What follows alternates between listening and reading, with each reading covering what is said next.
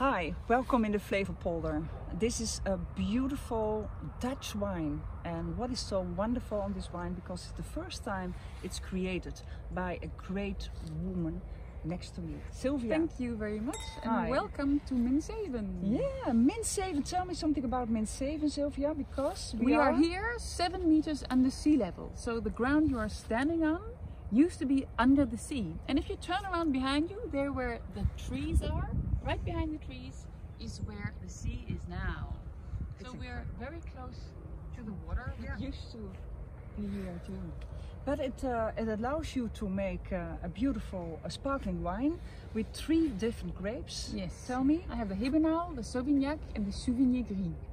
And so every grape on its own makes and creates this beautiful sparkling wine. What is, I think, a beautiful nose of brioche and the dille. Yes, it has the fresh green herbs. The fresh green herbs. And it goes absolutely wonderfully with seafood, all kinds of seafood. So, and I selected this one from the Netherlands as being my wine for the Christmas dinner. Eh bien, bonjour à tous, je m'appelle Guénaël Revel, je suis journaliste et auteur d'ouvrages sur le vin au Québec, donc au Canada, province du Québec, à Montréal, et à l'invitation de monsieur notre président de la FIGEV, monsieur Wolfgang Junglas, je vais vous présenter une cuvée de vin du Québec. C'est la cuvée qu'on appelle ici Natashquan. Natashquan est le nom d'un village situé sur la côte nord, donc à pratiquement 1700 km au nord-est de Montréal. Natashquan est en fait le village d'un artiste très connu dans la francophonie, monsieur Gilles Vigneault, auteur, artiste, chanteur, poète, et qui est le parrain en quelque sorte du vignoble de cette cuvée. Le vignoble s'appelle l'Orpailleur, c'est un des tout premiers vignobles qui a été créé au Québec. En fait, au début des années 80, c'est l'association de vignerons français du côté de Nîmes, ainsi que de personnalités ici du Québec. Alors cette cuvée existe depuis le millésime 2007. Là, je vous présente le millésime 2018. Voilà, j'essaie de la montrer. Je pense que vous la voyez bien à la caméra. Alors, sa particularité, c'est qu'elle est issue d'un assemblage pour le millésime 2018 de Vidal et de Chardonnay. Alors, le Chardonnay, vous le connaissez bien, le cépage Chardonnay, c'est un cépage qu'on plante au Québec depuis quelques années seulement, puisque vous connaissez les conditions climatiques du Québec très délicates. Ici donc Vidal et Chardonnay. Le Chardonnay, je ne vous le présente pas. Le Vidal, par contre, c'est un cépage que peut-être on connaît moins bien en Europe parce que il n'est pas utilisé, et pour cause, je crois même qu'il est interdit de culture en France. C'est le croisement de 2 cépages, le Trebbiano toscano italien et un autre cépage qu'on appelle le rayon d'or.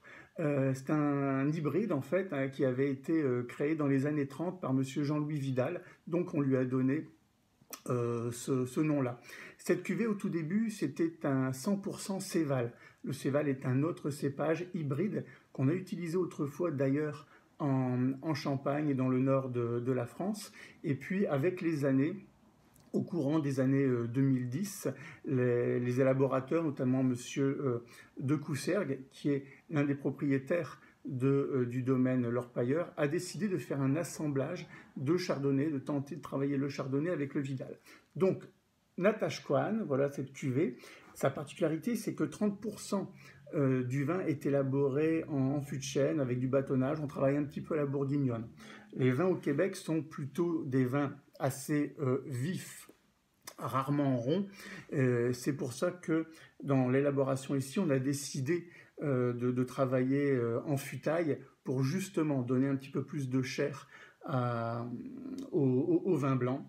C'est une cuvée assez rare. Peut-être que vous le savez, mais le vignoble du Québec n'est pas très grand. On compte aujourd'hui à peine 170 hectares plantés. Et au niveau de cette cuvée, j'essaie de bien la montrer à la caméra, c'est difficile avec le reflet, voilà. Alors pour cette cuvée, par contre, au début, il y avait à peine 2000 bouteilles d'élaborées. C'est très très rare. Aujourd'hui, on tourne autour de 5000 bouteilles. Malheureusement, ce n'est pas exporté. La production québécoise, en général, fait que très peu de vins sont exportés de l'autre côté de l'Atlantique, en Europe. Mais si vous avez l'occasion de passer par notre belle province, bien entendu, vous nous faites signe et on se fera un plaisir de vous faire le tour de la province. Ce sont bientôt les fêtes de fin d'année, une année particulière, 2020. Je vous la souhaite tout de même heureuse, en famille. Et tant qu'à faire un accord avec l'aimé, on va le faire ici comme au Québec. Je vous propose cette cuvée avec des pétoncles. Pourquoi? Parce que c'est assez gras, c'est assez suave et ce vin possède assez de chair et même de minéralité pour aller mettre un petit peu de citron sur vos pétoncles. Je vous souhaite de bonnes fêtes de fin d'année de la part de tout le Québec et puis peut-être un de ces jours en France, pourquoi pas, en tous les cas en Europe, c'est certain. À bientôt. Bueno, ¿qué tal? Buenos días. Soy Alejandro Padín. Para estas Navidades vamos a recomendar un vino típico de mi tierra por la variedad, Albariño, uno de las uvas blancas más reconocidas en el mundo y una de las mejores para vinificaciones de este tipo.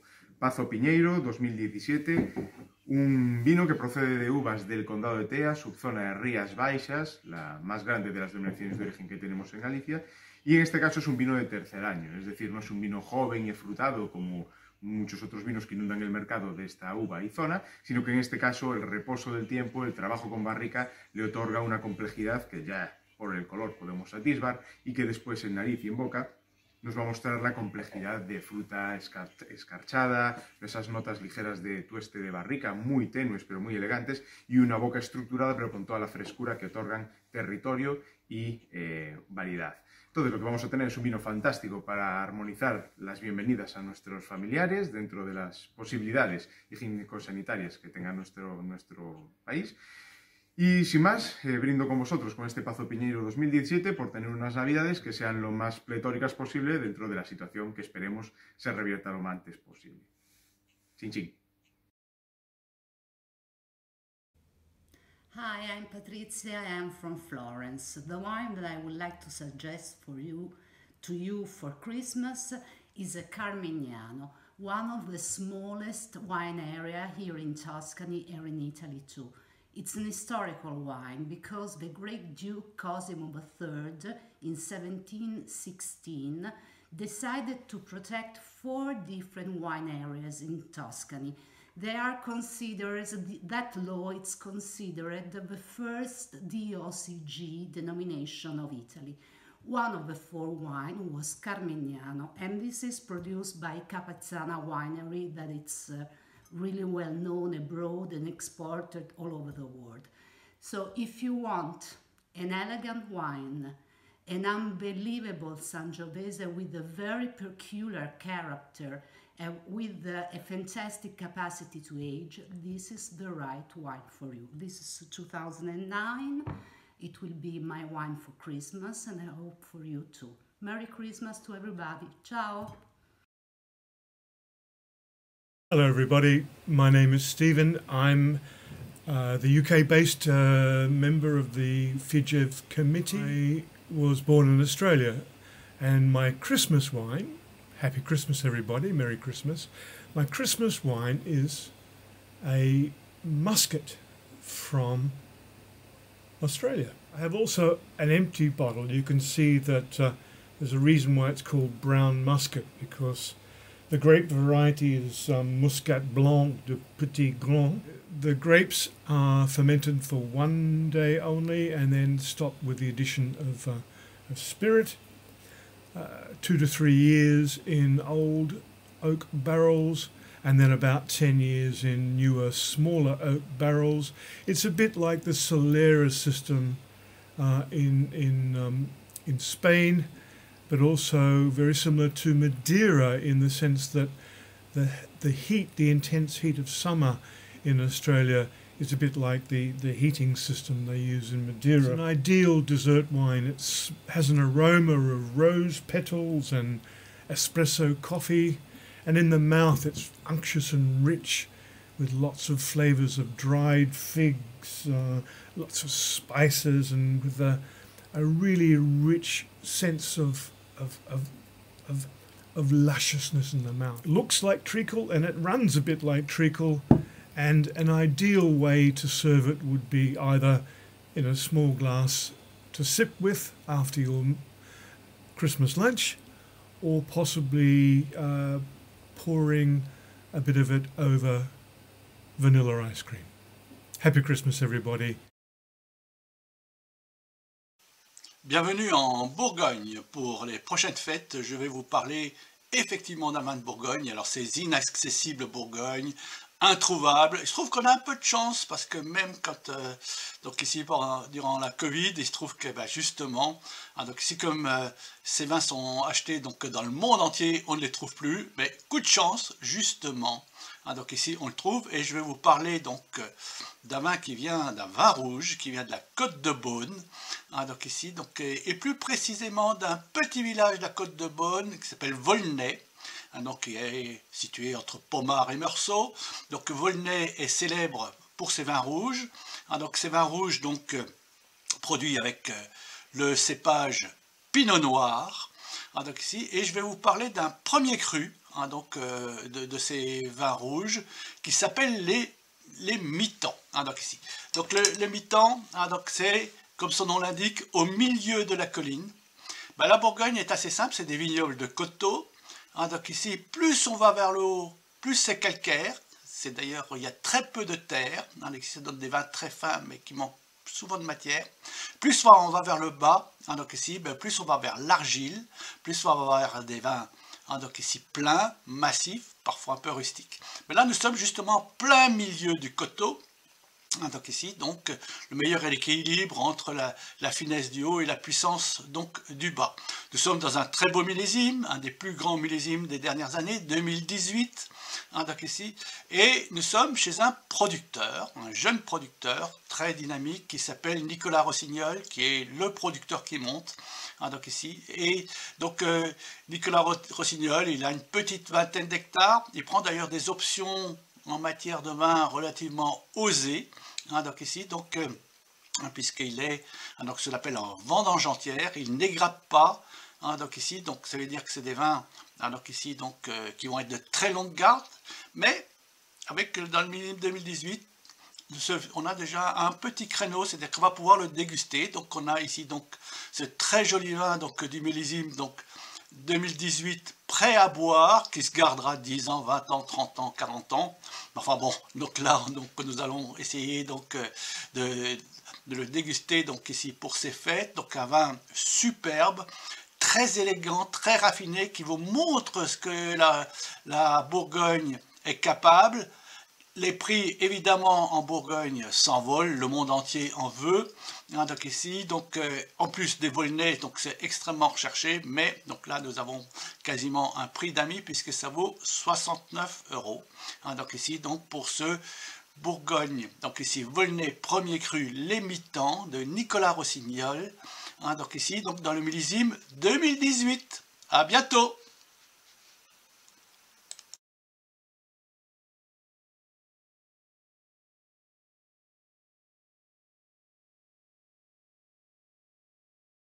Dear friends, the AOC Ribeiro is located in Galicia, on the northwestern in Spain, and at the confluences of the valley formed by the rivers Miño, Avia and Arnoia.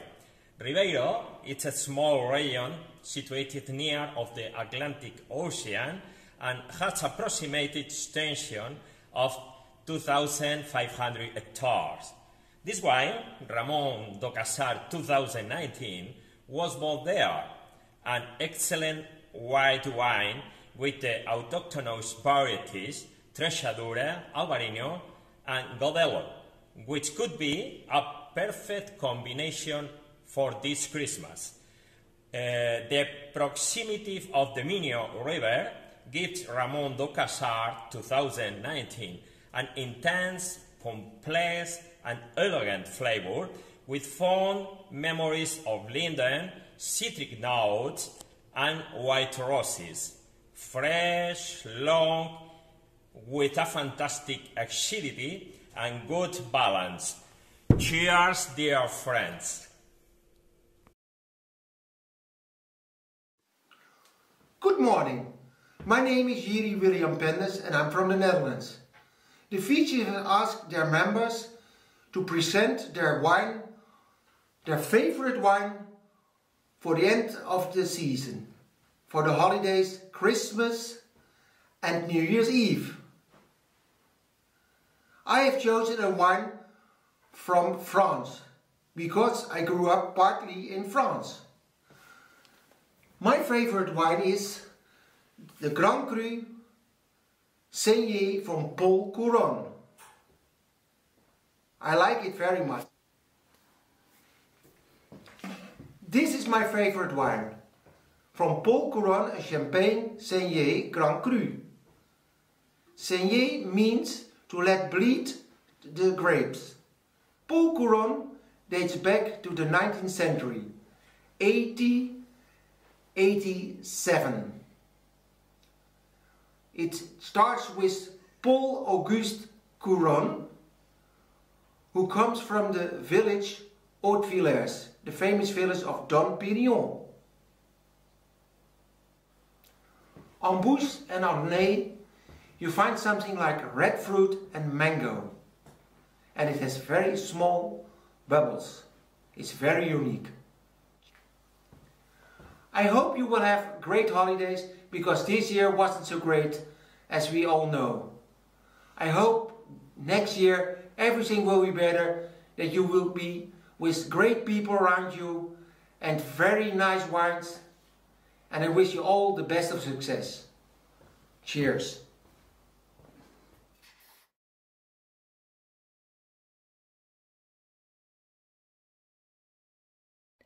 Alors, pour ma recommandation pour un vin ou un produit vinique pour ces fêtes de fin d'année qui vous permettra de voyager malgré les conditions actuelles, je vous propose un produit qui évoque pour moi le maquis méditerranéen ou ces fins de dîner où personne n'a vraiment envie de partir. Ce produit à base de liqueur digestive de Sardaigne, le myrte, et d'une quarantaine d'herbes typiques de l'herboristerie traditionnelle. Donc on va retrouver un profil aromatique balsamique avec un socle de myrte bien sûr, de l'eucalyptus et du genépi, mais également de la noix, des fruits et des agrumes frais comme le citron, des épices douces comme le safran, qui vont donner un produit très original avec une longue persistance, à la fois sucré-salé, une liqueur fine, élégante, moderne, qui sort vraiment de l'ordinaire avec cette fraîcheur. Personnellement, je déguste ce produit frais ou sur des glaçons, en fin de repas ou en apéritif, mais on pourra aussi en ajouter quelques gouttes dans une glace à la vanille ou avec une compotée de figues rouges qui accompagnerait une crème pâtissière tiède, par exemple. Alors, je vous ai parlé de la liqueur Mierce de l'entreprise Tremontis du groupe Sarde Arjolas.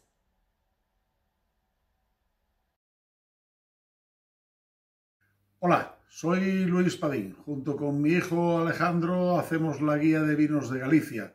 Los dos somos miembros de la FIGE y nos han pedido que os recomendáramos un vino para estas Navidades. Y como no podría ser de otra manera, el vino será un vino gallego. Yo os recomiendo en este caso que bebáis un tostado del Ribeiro. Son vinos únicos, vinos naturalmente dulce. Sabéis que los vinos naturalmente dulce solo se pueden hacer donde las condiciones climáticas, edáficas, de variedad y del buen saber hacer de las personas permiten elaborarlos. No es un vino que nace, sino que es un vino que se puede hacer donde exclusivamente las condiciones lo permiten. En este caso estamos hablando de un vino ancestral, de una forma de elaborar ancestral y con resume y junta realmente el bien hacer de nuestra tierra. Por lo tanto, os dejo ahí el reto para que probéis estas Navidades un tostado. Es 4 o 5 botellas, 4 o 5 referencias nada más que encontraréis, por lo tanto no es difícil, todos atesoran esa bondad y aunque el vino es una bebida convivencial, está tan rico el tostado del Ribeiro que me permito ser egoísta y a veces no quiero compartir las botellas que son muy pequeñas. Por lo tanto, estas Navidades me gustaría que probarais un tostado del Ribeiro y dijéramos adiós a este año horrible, bienvenido sea el mundo del vino. Por todos vosotros, por el tostado, a disfrutar.